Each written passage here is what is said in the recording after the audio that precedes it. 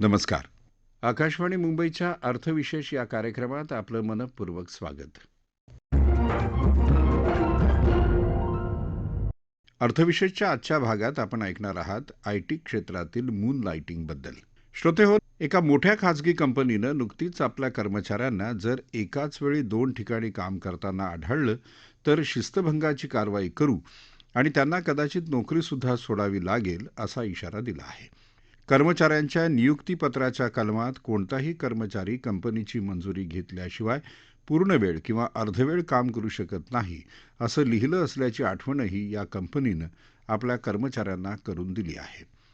जेव्हा एखादा कर्मचारी त्याच्या नेहमीच्या नोकरीव्यतिरिक्त दुसऱ्या कंपनीसाठी किंवा प्रकल्पासाठी काम करतो तेव्हा त्याला मून लाइटिंग असं म्हटलं जातं. खूप वेळा लोक आपल्या कंपनीला न कळवता दुसऱ्या प्रकल्पासाठी अथवा दुसऱ्या कंपनीसाठी सुद्धा काम करतात. कोरोनाच्या काळात देशात मून लाइटिंग प्रकार वाढला आहे. कारण त्या काळात लोक पगारात कपात झाल्यामुळे किंवा नोकरी गमावल्यामुळे सुद्धा कर्मचारी वर्ग अतिरिक्त उत्पन्नासाठी प्रयत्नशील होता. दुसरीकडे छोट्या कंपन्या आपला खर्च कमी करण्यासाठी प्रकल्प तत्वावर काम देऊ करत होत्या. त्यामुळे मून लाइटिंगकडे कल खूप वाढला. सामान्यतः फ्रीलान्सर म्हणजेच मुक्त कर्मचारी म्हणून काम करणाऱ्यापेक्षा ही पद्धत वेगळी आहे, कारण फ्रीलान्सर हे कोणत्याही कंपनीचे नियमित कर्मचारी नसतात आणि कंपन्या केवळ त्यांना त्यांच्या कामासाठी पैसे देत असतात. पण नियमित कर्मचाऱ्यांना मात्र पगाराबरोबरच इतर अनेक भत्तेही कंपन्यांकडून दिले जातात. घरून काम करताना कर्मचाऱ्याच्या कामावर कंपनीचं लक्ष कमी असतं. अशा वेळेस आपल्यावर कुणाचं लक्ष नाही याचा फायदा घेत कर्मचारी एकापेक्षा अधिक कंपन्यांच्या प्रकल्पांवर काम स्वीकारतात. यावर अर्थातच माहिती तंत्रज्ञान क्षेत्रातल्या कंपन्यांचा आक्षेप आहे. आयटी क्षेत्रातील धुरीणांकडून मून लाइटिंगमुळे कंपनीच्या गुणवत्तेवर परिणाम होत असल्याची चिंता व्यक्त केली जात आहे. मून लाइटिंगमुळे कंपनीची उत्पादकता, व्यवसाय आणि नोकरीच्या कामगिरीवर परिणाम होतो आणि माहितीच्या सुरक्षेला सुद्धा धोका निर्माण होऊ शकतो. मून लाइटिंगबद्दल कंपन्यांची कडक भूमिका स्पष्ट करताना वरिष्ठ व्यवस्थापकीय पातळीवर नेमणुका करणारे रिझ्यूम मॅनेजमेंट कन्सल्टंटचे संचालक गिरीश टिळक म्हणाले, मून लाइटिंग एकाच वेळेला 2 निरनिराळ्या प्रकारच्या कंपन्यांमध्ये म्हटलं तर त्याच क्षेत्रामध्ये आणि तेच स्किलसेट वापरण्यासारख्या एक व्यक्ती एका वेळेला 2 ठिकाणी चाकरी करते. मुळामध्ये हे अतिशय अयोग्य असा विचार आहे, कारण ज्या वेळेला मी कुठच्याही कंपनीमध्ये काम करत असतो त्यावेळेला त्या कंपनीने मला घडवण्यासाठी मला पुरेसे ट्रेनिंग दिलेलं आहे. त्या ट्रेनिंगचे interest return on the investment ह्या कंपनीचा घेण्याचा अधिकार आहे, कारण ते ट्रेनिंग मिळवत असताना त्या एम्प्लॉईचे स्किल वाढवून त्याचे पगार ती कंपनी सतत वाढवत असते. हा मुद्दा नंबर 1 झाला. मुद्दा नंबर 2, प्रत्येक कंपनीचा कल्चर हे अतिशय वेगळं असतं. त्यामुळे कल्चरली ते एकाच वेळेला 2 ठिकाणी मॅच कसं करू शकणार.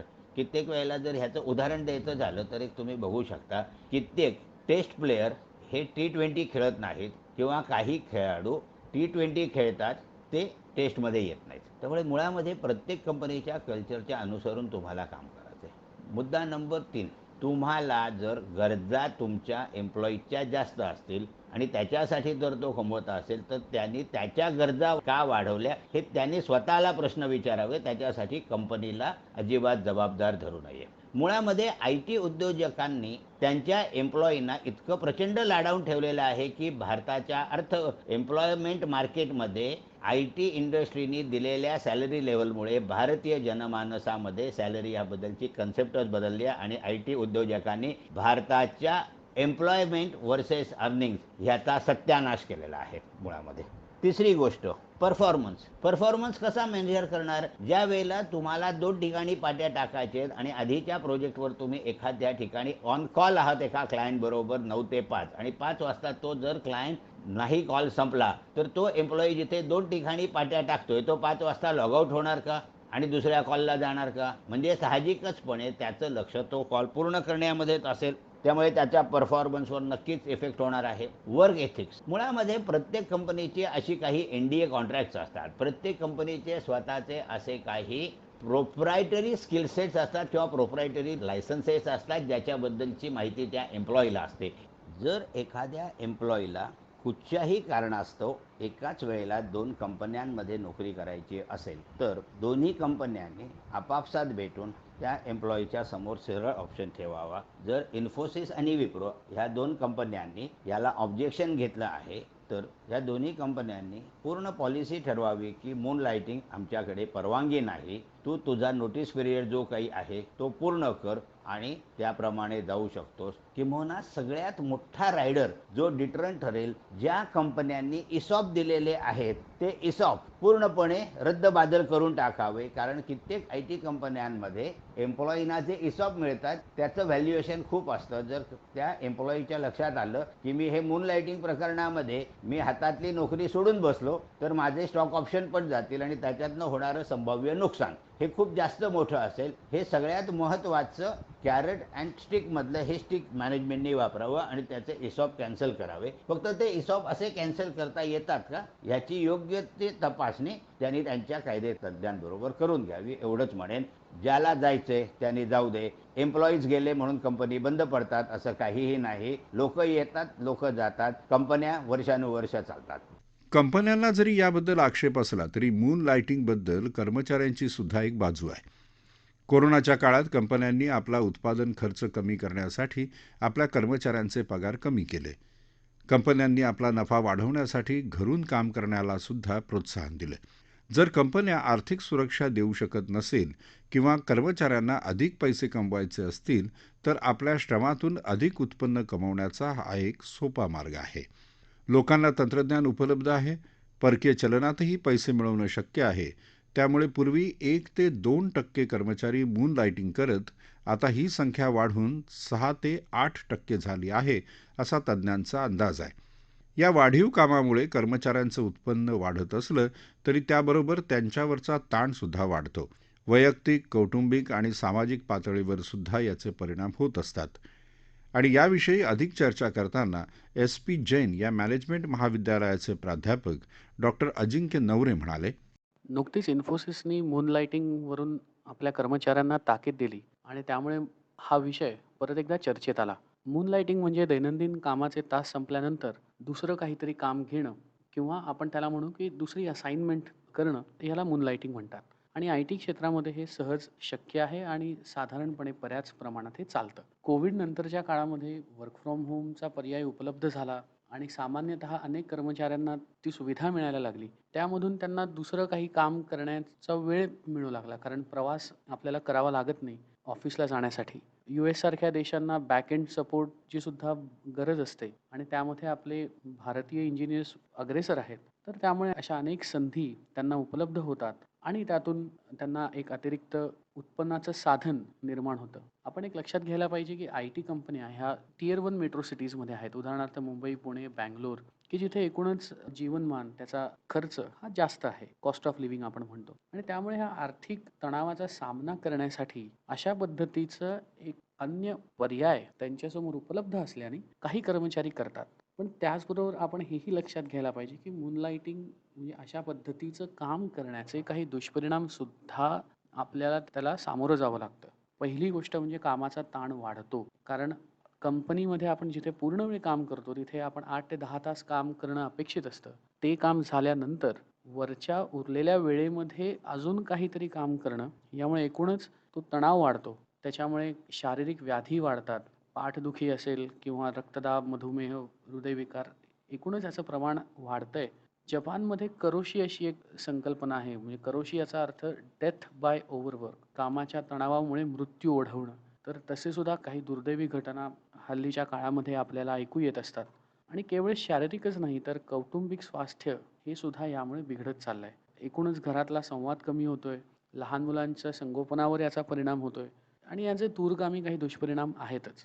आता यामध्ये असा एक प्रश्न पण उपस्थित करता येऊ शकतो की कर्मचारी एखाद्या कंपनीमध्ये पूर्ण वेळ काम करत असताना त्याला दुसऱ्या कंपनीमध्ये काम करण्याची किंवा दुसरं काही काम करण्याचा वेळ मिळतो. याचा अर्थ ती कंपनी आपल्या कर्मचाऱ्यांकडून योग्य ते काम करून घेण्यामध्ये अपयशी ठरते का?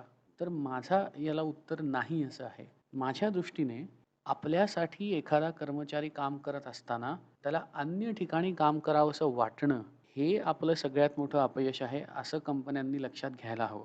मॅनेजमेंटच्या परिभाषेमध्ये आम्ही त्याला ऑर्गनायझेशनल सिटिझनशिप बिहेवियर असं म्हणतो. सिटिझनशिप म्हणजे आपण त्या कंपनीचं एक नागरिक आहोत किंवा आपली एक जबाबदारी आहे, आपण त्याचे एक प्रतिनिधी आहोत, अशी भावना आजच्या कर्मचाऱ्यांच्या मनामध्ये निर्माण होतच नाही.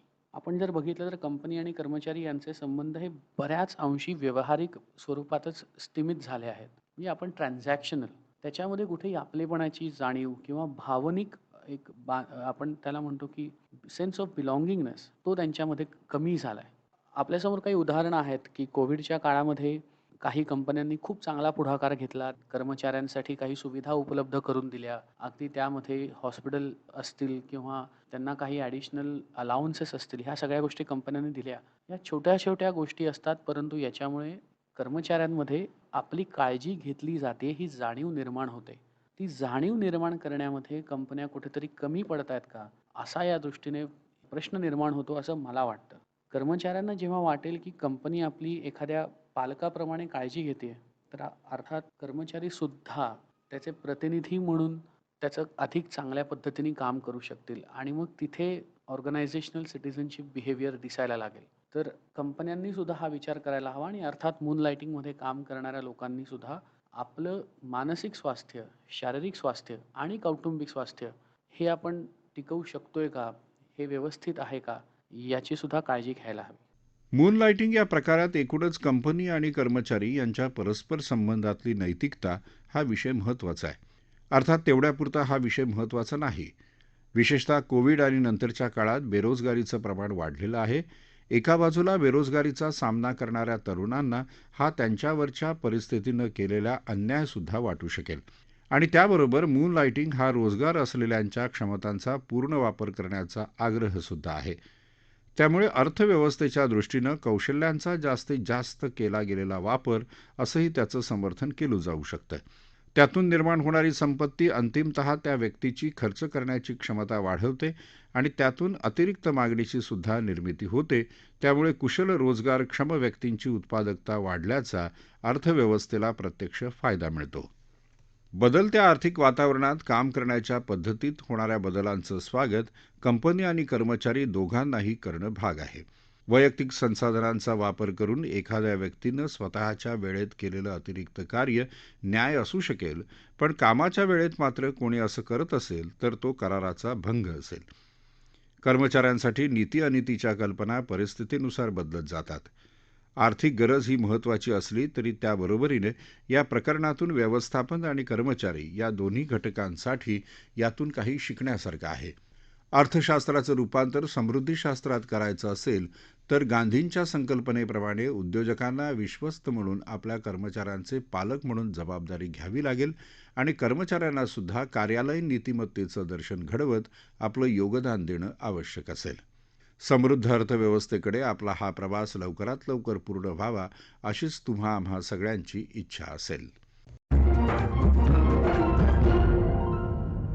याबरोबरच आजचा अर्थविशेष हा कार्यक्रम संपला. हा कार्यक्रम आकाशवाणी मुंबईच्या प्रादेशिक वृत्त विभागानं सादर केला. सादरकर्त्या सरस्वती कोवळेकर, निर्मिती गुरुनाथ तेरवणकर, लेखन विनोद देशपांडे आणि निवेदन राजेश शिरभाते.